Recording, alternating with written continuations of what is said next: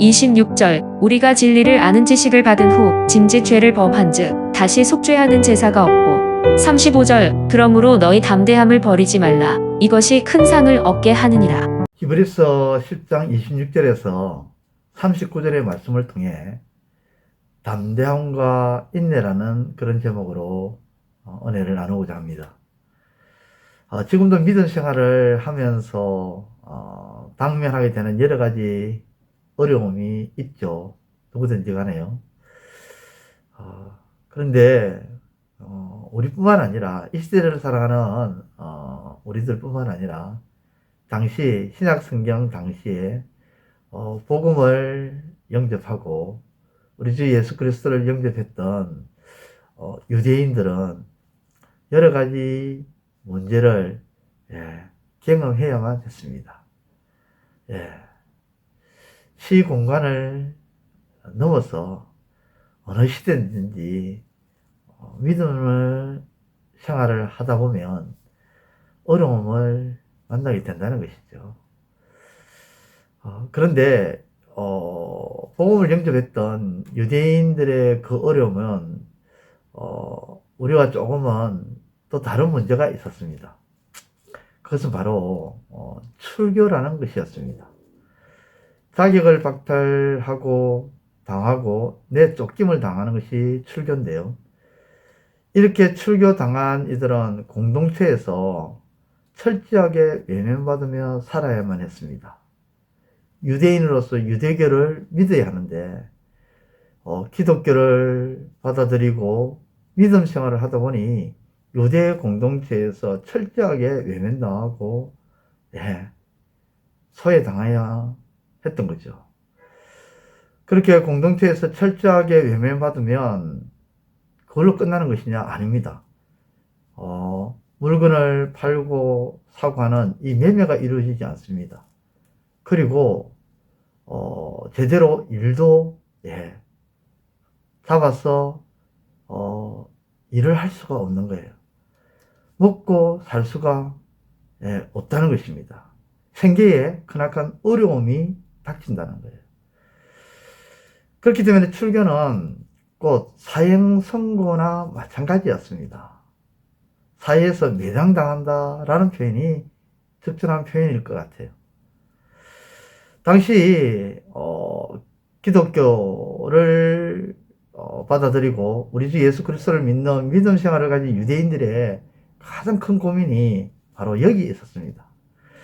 오랜 전통의 율법, 그 율법들을 다 버리고 이제는 복음을 받아들이고 영접했지만 생활에 부딪히게 되는 것입니다.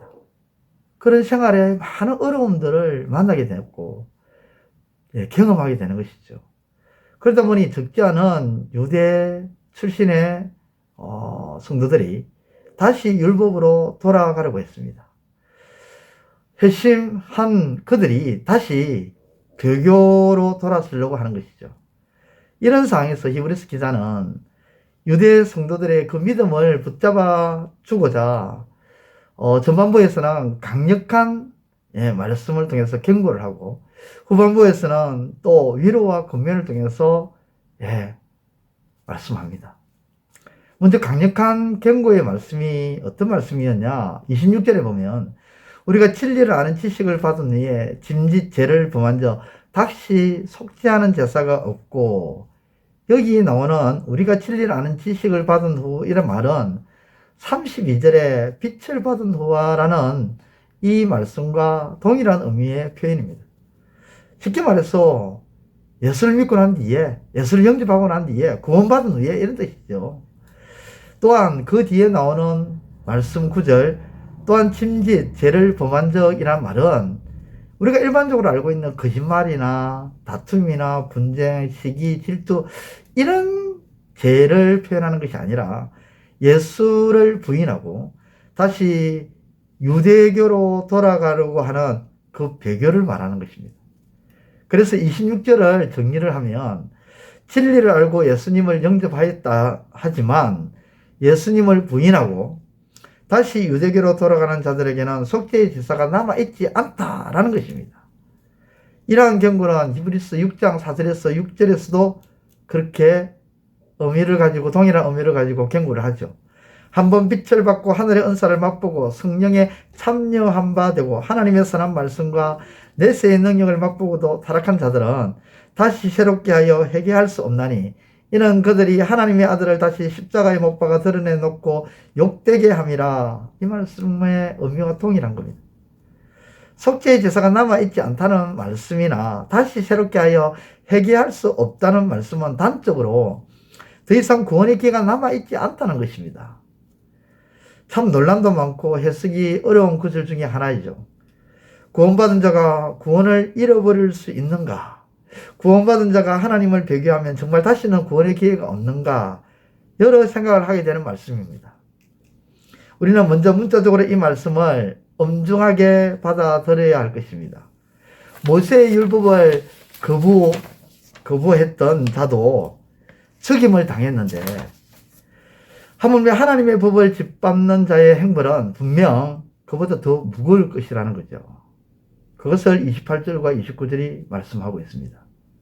그런데 이러한 강력한 경고는 다른 한편으로 유대 성도들과 흔들리는 믿음을 지키기 위한 유대 성도들의 그 흔들리는 믿음을 지키기 위한 사랑의 표현인 것이죠. 이런 사랑의 표현을 우리는 경험한 바가 있을 것입니다. 부모는 때로는 자녀들에게 속이 없는 말을 할 때가 있죠. 자녀들이 정말 그게 아닌데 계속 고집을 하거나 또 어떤 행동을 하려고 할 때 계속 그렇게 객길로 가면 호적에서 파버린다? 그렇게 말을 한다든가, 아이고 꼴도 보기 싫다 나가라 하는 이런 말들은 정말 호적에서 파버리려고 하는 그런 마음 아니잖아요. 그리고 정말 나가라는 것이 아니잖아요. 그 말의 의미는 정신을 차리고 올바르게 살라는 부모의 간절한 바람이 담긴 표현이죠. 사랑의 표현이죠. 자식을 아끼고 소중히 여기는, 이와 같이 복음을 버리는 일은 절대 일어나서는 안 된다는 겁니다. 정신을 차리고 비록 지금 현실적으로 어려웠지만 다시 그 시절로 돌아가는 그 배교는 안 된다는 거예요.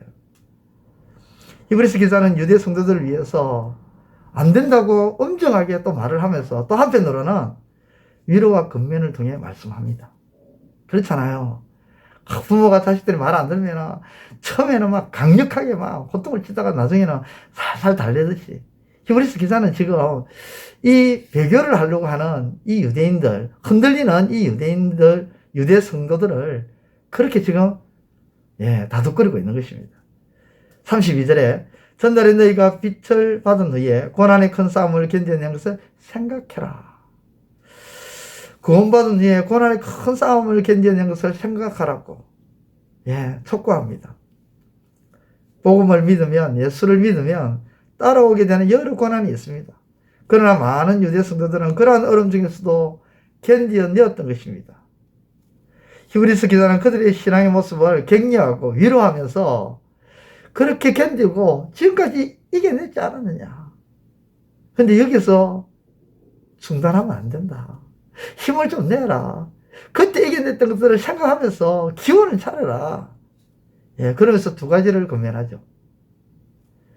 35절과 36절 말씀해 보면 담대함을 버리지 말라. 인내가 필요하고 약속하신 것을 받기 위함이라.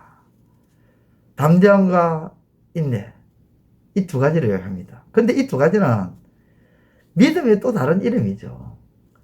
믿음을 가질 때 그들은 담대함을 가질 수가 있고, 믿음을 가질 때 더욱 인내할 수가 있습니다. 따라서 성도의 가장 강력한 무기는 바로 복음에 대한 믿음입니다. 그거밖에 없어요. 복음에 대해서 우리가 살아갈 때에, 신앙생활 할 때, 믿음생활 할 때 어려움이 많습니다. 현실적으로 부딪히는 일들이 많습니다. 또 믿음생활을 하다 보니 손해볼 일 같은 일들이 일어날 수가 있습니다. 그런데 그럴 때 성도들이 가장 강력하게 내세울 수 있는 무기는 복음에 대한, 하나님의 말씀에 대한 절대적인 믿음이라는 거죠. 이 믿음을 지켜내야 한다는 것입니다. 오늘 말씀은 이렇게 믿음으로 인내한 자들에게 주시는 상이 있다. 35절에 그러므로 너희 담대함을 버리지 말라. 이것이 큰 상을 얻게 한다. 믿음이 큰 상을 얻게 한다. 36절에 너희에게 인내가 필요하면 너희가 하나님의 뜻을 행하는 후에 약속하신 것을 받기 위함이라. 믿음이 하나님의 약속을 받게 된다. 오늘날에도 믿음 생활을 하면서 직면하게 되는 시험과 환난과 유혹과 핍박이 있습니다. 그러나 우리는 승리하신 예수님을 바라보면서 믿음의 무기를 가지고 끝까지 승리함으로, 담대함으로, 인내함으로 나아가 승리함으로 하나님으로부터 큰 상과 그리고 약속하신 그 모든 놀라운 복을 받아 누리는 저와 여러분 모두가 되시기를 우리 주님의 이름으로 축원드립니다. 기도드리겠습니다. 하나님 아버지 감사합니다. 아버지 하나님, 우리가 신앙생활을 하다 보면, 믿음 생활을 하다 보면 사람마다 차이는 있을지 모르지만 그 신앙생활을 지켜나가는 것이 참으로 어려울 때가 많습니다. 아버지 하나님, 그럴 때마다 우리는 그 신앙의 끈을 놓고 싶은 그런 유혹이 우리에게 찾아옵니다. 당시 유대 성도들도 그러한 유혹에 아버지 참으로 힘들어했고 그런 가운데서 아버지 하나님 고통을 당하고 있었습니다. 고난을 당하고 있었습니다. 그때 히브리서 기자는 그들에게 엄정한 말씀으로 또 격려와 위로의 말씀을 통해서 그들을 다독거립니다.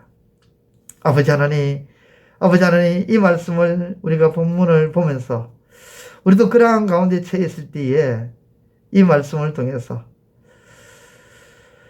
끝까지 믿음으로 나아가는 담대함과 인내로 아버지 하나님 나아가는 참된 신앙인이 되게 하시고 우리 선진들이 그렇게 아버지 믿음 가운데 나아갔던 것처럼 그들의 그 신앙을 기억하면서 우리 주 예수 그리스도 안에 있는 그 소망의 끈을 놓치지 아니하고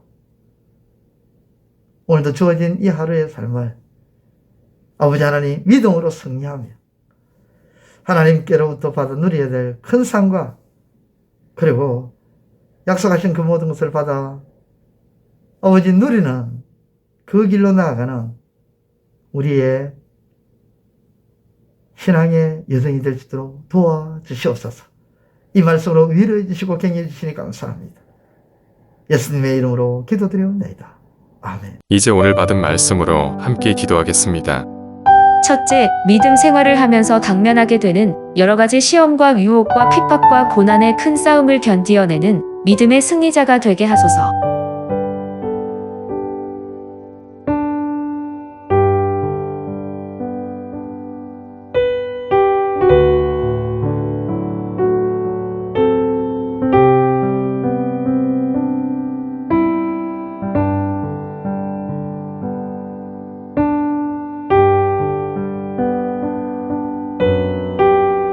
둘째, 예수 그리스도의 복음을 믿으면서 따라오는 여러 큰 고난에 대해 담대함과 인내로 나아가 하나님으로부터 큰 상과 약속된 모든 복을 받아 누리게 하소서.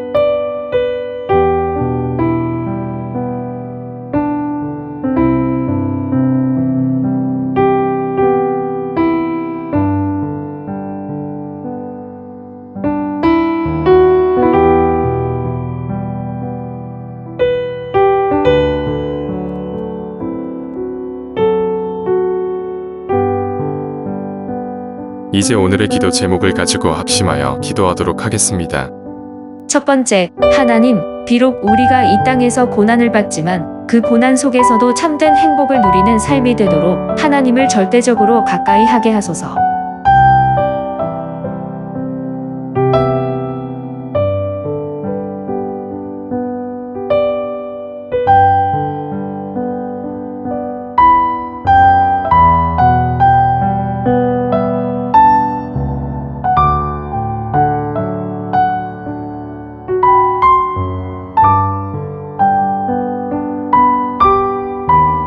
두 번째, 하나님, 눈에 보이는 것을 너무 의지한 나머지 눈에 보이지 않는 하나님을 놓치는 일이 없게 하여 주옵소서.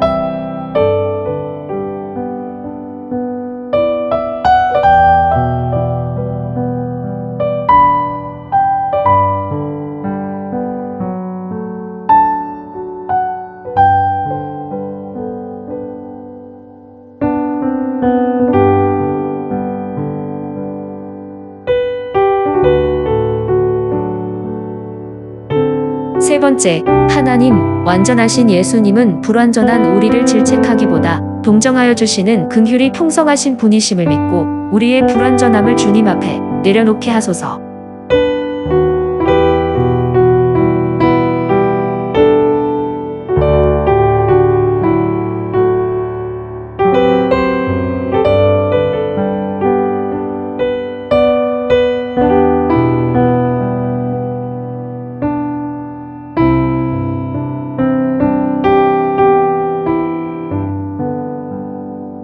이제 개인의 기도 제목을 가지고 하나님 앞에 기도하시기를 바랍니다.